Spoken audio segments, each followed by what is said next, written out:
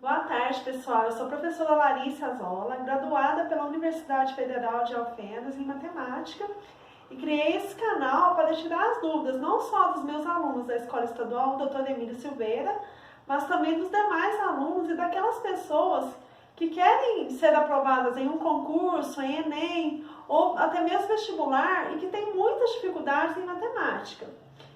Nessa primeira aula, eu irei fazer aí uma breve revisão de porcentagem, né? Um conteúdo aí da matemática financeira muito cobrado, não só no Enem, mas também nos concursos. Bora começar? Na aula de hoje, irei dar início a um ciclo de aulas de matemática financeira, que é a área da matemática que estuda a variação do dinheiro no decorrer do tempo. Antes de estudarmos juros simples e compostos, faremos uma breve revisão de porcentagem, conteúdo já visto no ensino fundamental. O que seria porcentagem? É uma parte considerada num total de 100 partes. Podemos representá-la utilizando o símbolo porcento, uma fração onde o denominador é 100 ou ainda um número decimal, como nos exemplos abaixo. Então, nós temos aqui dois exemplos de representação de porcentagem. Na letra A, nós temos aí, primeiramente, utilizando o símbolo, né, eu tenho aí 2%. 2% equivale a 2 sobre 100. Então, eu tenho aqui a forma fracionária. Se eu divido 2 por 100, eu obtenho aí o número decimal 0,02. Na letra B, nós temos aí 30%. Então, eu estou utilizando aqui o símbolo. Mas 30% é o mesmo que 30 sobre 100. Estou utilizando agora a fração. Se eu divido 30 por 100, eu obtenho 0,30, que é o número decimal.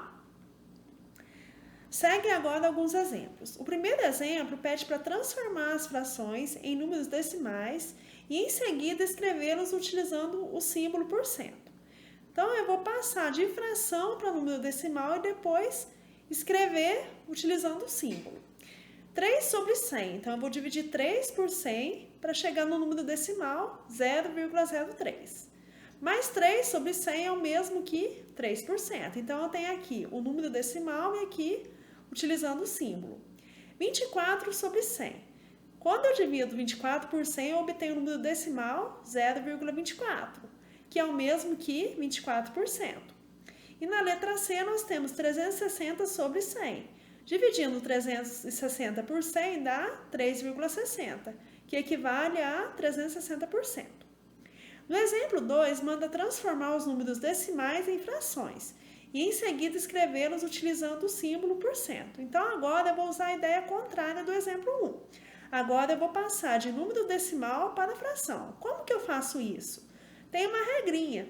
Eu posso trabalhar aqui com a regrinha do deslocamento da vírgula. Então, para eu escrever em forma de fração, cujo denominador é 100, basta eu deslocar a vírgula para a direita 2 casas decimais, escrever o número que eu obtive sobre 100. Então, 0,05. Eu desloco a vírgula 1, 2, chego no 5. Esse 5 eu vou dividir por 100. Então, eu tenho aqui a fração 5 sobre 100, que corresponde aí ao número decimal 0,05. E é o mesmo que 5%. 0,75. Deslocando a vírgula 2 casas para a direita, eu obtenho 75. Então, eu faço 75 sobre 100. Tenho aí a fração correspondente a 0,75 e correspondente a 75%.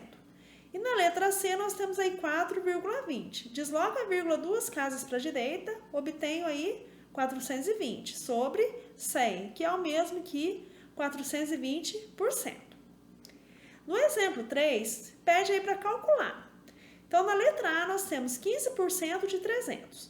Qual que é uma outra maneira de representar o 15%? Eu posso usar a fração.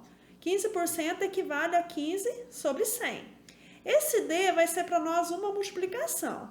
O 300 eu consigo escrever como sendo 300 sobre 1. Por que eu disponho 300 dessa maneira? Porque nós temos aqui uma multiplicação de fração. E como que eu multiplico duas frações? Multiplico o numerador com numerador, denominador com denominador. Então, eu vou fazer aí 15 vezes 300 sobre 100 vezes 1. 15 vezes 300 deu 4.500. 100 vezes 1, 100. Dividindo 4.500 por 100 ou cortando os zeros de cima com os zeros de baixo, eu obtenho 45. Então, 15% de 300 é 45. Na letra B, nós temos para calcular 20% de 40. 20% é o mesmo que 20 sobre 100. Esse D é para nós uma multiplicação. E o 40 eu posso escrever como sendo 40 sobre 1. Então, como que eu resolvo? 20 vezes 40 sobre 100 vezes 1. 20 vezes 40, 800. 100 vezes 1, 100. Dividindo 800 por 100 ou cortando os zeros de cima com os zeros de baixo, obtemos 8. Então, 20% de 40 é 8. Na letra C, 25% de 80. A mesma ideia. 25% equivale a 25 sobre 100, vezes 80 sobre 1.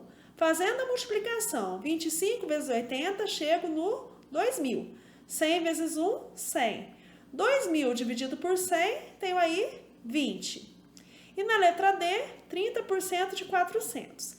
30% equivale a 30 sobre 100, vezes 400 sobre 1. Faço aí 30 vezes 400, 12.000. 100 vezes 1, 100. Dividindo 12.000 por 100, ou cortando os dois zeros de cima com os dois zeros de baixo, obtemos 120. Segue agora alguns probleminhas envolvendo porcentagem. O exemplo 4 traz aí: em uma sala de aula há 25 alunos, sendo que desses 12 são meninas. Qual a porcentagem de meninas nesta sala de aula? Então, 25 alunos, 25 é o total de alunos. Eu sei que desses 25, 12 são meninas. Eu quero saber a porcentagem de meninas nessa sala de aula. Nós temos duas maneiras de resolver esse exemplo. A primeira maneira, que é a maneira mais utilizada pela maioria, é usando a regra de 3 simples. Então, 25 é o total, corresponde aí a 100%. 12 é a quantidade de meninas, é a porcentagem que eu quero encontrar, eu chamo de x. Fazendo a multiplicação cruzada, nós temos 25 vezes x, 25x, igual 12 vezes 100, 1.200. Quem que é o x, então? O 25 que está multiplicando, ele passa dividindo. 1.200 dividido por 25 deu aí 48%. Lembrando que eu tenho que ter valor debaixo de valor, porcentagem debaixo de porcentagem. A segunda maneira de resolver esse probleminha é usando o número decimal. Como que a gente procede? Então, eu vou pegar o número de meninas, dividir pelo total de alunos. Nós temos aí 12 meninas, num total de 25. Quando eu divido 12 por 25, eu obtenho 0,48, que corresponde a qual fração? 48 sobre 100, que é o mesmo que 48%. O exemplo 5 vai seguir a mesma linha de raciocínio do exemplo 4. Então, está dizendo o seguinte: o tanque de combustível de um carro que tem capacidade para 45 litros estava cheio. Desse total, foram consumidos 18 litros. Determine a porcentagem da quantidade de combustível não consumido. Cuidado com essa palavrinha não aqui. Então, nós temos um total de 45 litros. Desses 45, 18 foram consumidos. Queremos saber a porcentagem dos litros não consumidos. Então, primeiramente, quantos litros não foram consumidos? Como que eu calculo? Faço 45 menos 18. Então, 27 litros não foram consumidos. Usando a regra de 3 simples, 45 é o total, corresponde a 100%. 27 é a quantidade de litros não consumidos, corresponde a x. Então, vamos calcular a porcentagem. 45 vezes x, 45x, igual 27 vezes 100, 2.700. O 45 que está multiplicando, ele passa dividindo. 2.700 dividido por 45 deu aí 60%. Então, 60% dos litros não foram consumidos. A segunda maneira, usando o número decimal. Então, qual que é a quantidade de litros não consumidos? 27. O total de litros, 45. 27 dividido por 45, 0,60, que corresponde à fração 60 sobre 100, que equivale a 60%. Exemplo 6. José irá pagar a taxa de condomínio do prédio onde mora, que nesse mês é R$ 256, antes do vencimento, obtendo um desconto de 8% sobre o valor. Desconto, turma, quer dizer que eu vou tirar daquele valor inicial, eu vou subtrair. Pergunta-se: qual o valor do desconto obtido? Então, primeiramente, vamos calcular qual que foi esse desconto. Então, eu vou fazer 8% de 256, que é 8%? 8 sobre 100. Então, eu faço 8 sobre 100 vezes 256 sobre 1. 8 vezes 256 deu aí 2.048. 100 vezes 1, 100. Fazendo a divisão, nós achamos que o desconto é de 20,48. Na letra B, quer saber quanto José irá pagar de condomínio após o desconto. Então, vou pegar o valor inicial de 256 e subtrair o desconto de 20,48. Então, José irá pagar R$ 235,52. Tem uma outra maneira de resolver esse exemplo. Eu posso pensar da seguinte maneira. 256 seria aí o meu 100%. Se teve 8% de desconto, então a pessoa vai pagar quanto? Ela vai pagar 92% do valor. Então, eu consigo montar uma regrinha de 3 simples dessa maneira. 256, 100%, x, 92%. Eu já vou achar direto o valor que a pessoa vai pagar após o desconto.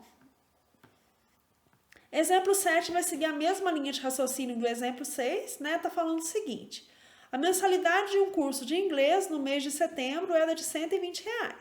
No mês seguinte, o valor da mensalidade sofreu um acréscimo de 9%.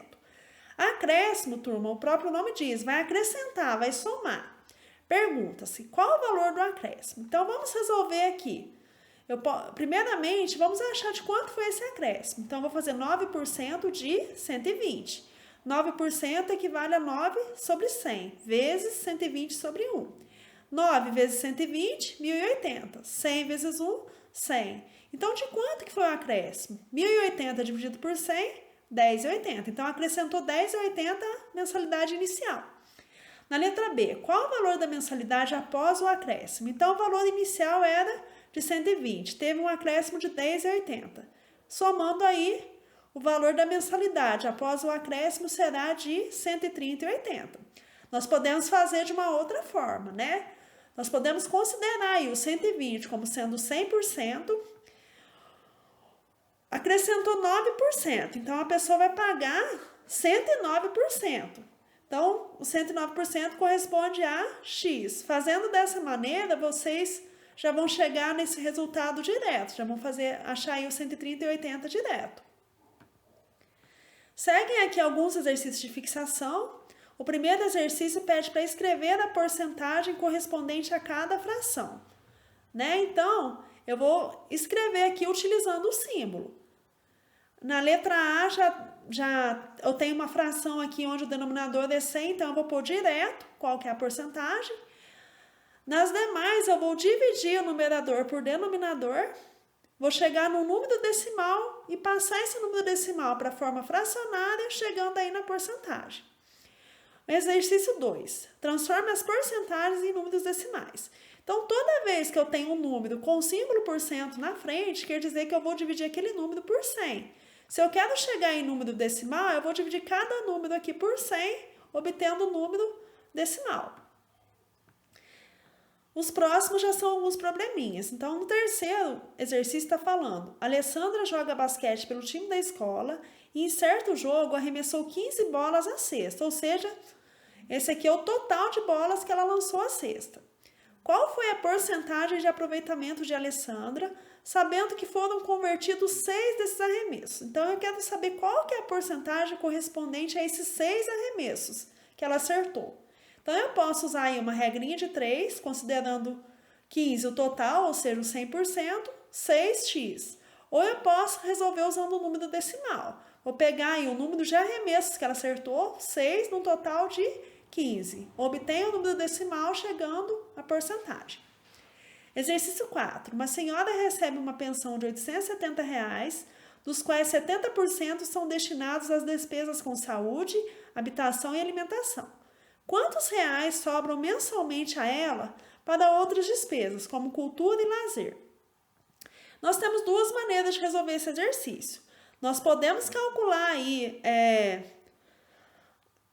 as despesas dela com saúde, habitação e alimentação, ou seja, fazendo 70% de 870, e o que restar seria aí o quanto que sobra para ela mensalmente para as despesas como cultura e lazer. Então, faz 70% de 870, o resultado que der, tira dos 870. ou eu posso fazer de uma maneira mais direta. Então, 870 é o 100%. Desses 870, já gastei 70% com saúde, habitação e alimentação. Qual que é a porcentagem que sobra para cultura e lazer? Sobra aí 30%. Então, se você resolver 30% de 870, já chega na resposta direta. Exercício 5. Guilherme fez a prova de um concurso público, mas não foi aprovado. Veja no quadro o seu desempenho. Então, eu tenho aqui 4 disciplinas. Eu tenho aqui o número de questões de cada disciplina e o número de acertos por disciplina. Na letra A, quer saber quantos por cento das questões da prova ele acertou. Então, o que eu vou fazer? Eu vou somar aí o número de acertos e vou somar o número de questões. Eu vou dividir o número total de acertos pelo número total de questões e chego aí na porcentagem. Na letra B, em qual matéria Guilherme obteve o melhor desempenho e o pior desempenho? Nós podemos achar aí a porcentagem para cada matéria para poder responder. Então, eu posso pegar aí o número de acertos e dividir pelo número de questões para cada uma, depois comparar esses resultados para poder responder. Na número 6. Antes de concluir a compra de um computador, Marisa realizou uma pesquisa de preços de um mesmo modelo em 2 lojas. Então, está aqui o orçamento.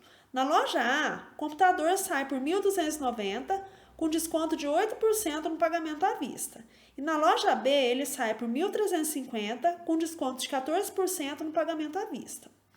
Em qual das 2 lojas é mais vantajoso Marisa realizar a compra à vista? Nessa loja, quantos reais ela irá pagar pelo computador? Então, a ideia desse exercício.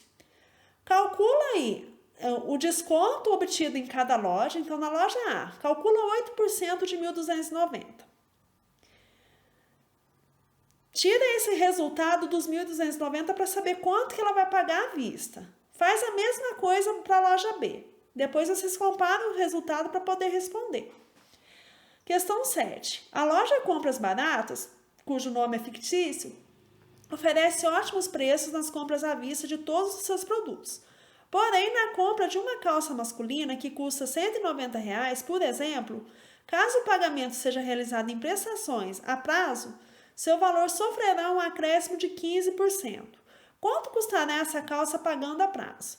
Então, calcula aí o acréscimo, faz aí 15% de 190, o resultado que der soma aos 190. Você vai ter respondido essa questão. Segue aí o gabarito dessas questões, Tentem resolver elas para depois olhar o gabarito. E por hoje é só, turma. Espero que tenham gostado da aula, espero que tenham relembrado esse conteúdo aí que é tão importante, É um conteúdo muito cobrado em Enem, em vestibular, em concurso, Então dediquem bastante esse conteúdo. Por hoje é só, na próxima aula irei falar de juros simples e compostos. Fiquem com Deus.